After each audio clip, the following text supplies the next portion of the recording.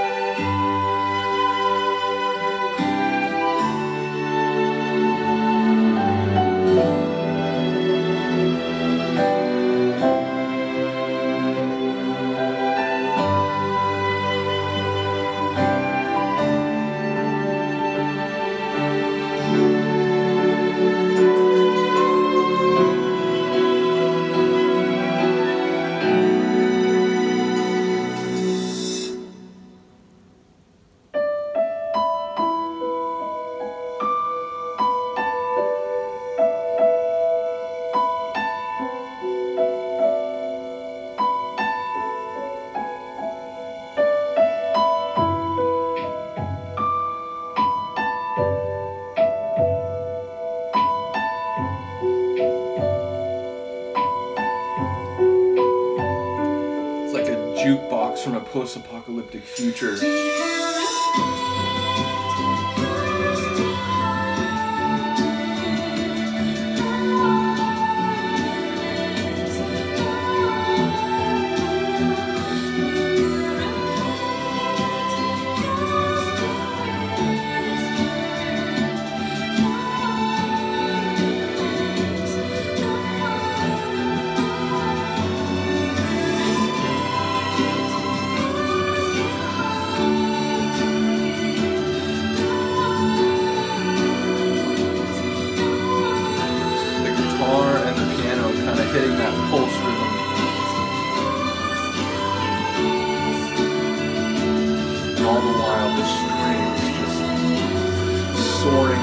God.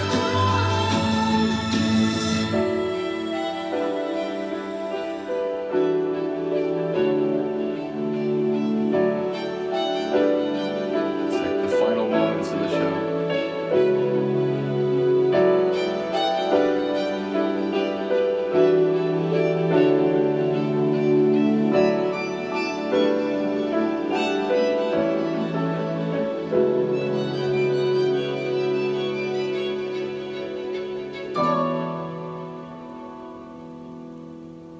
Forgot about that little hit at the end. That was cool.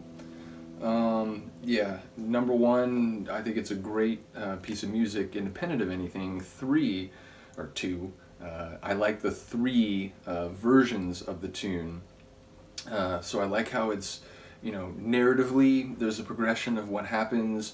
Sonically, there's a progression of what happens, but it's also like consistent, like themes that they're hitting you with in multiple sort of articulations.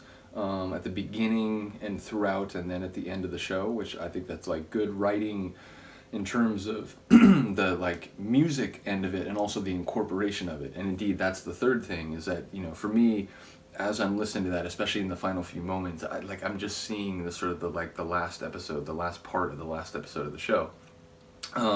So yeah, it will continue to happen as I go through these J-drama music reactions, where it's like I'm enjoying it as much as possible as a piece of art in of itself, but I also am aware of the context in which it came from, which is why I'm reacting to it in the first place. So, but yeah, bottom line, Kimura Hideakira, Take a Bow Again. I think it's a really cool piece, and I like the reprise of the theme that we've heard in a couple of different idioms.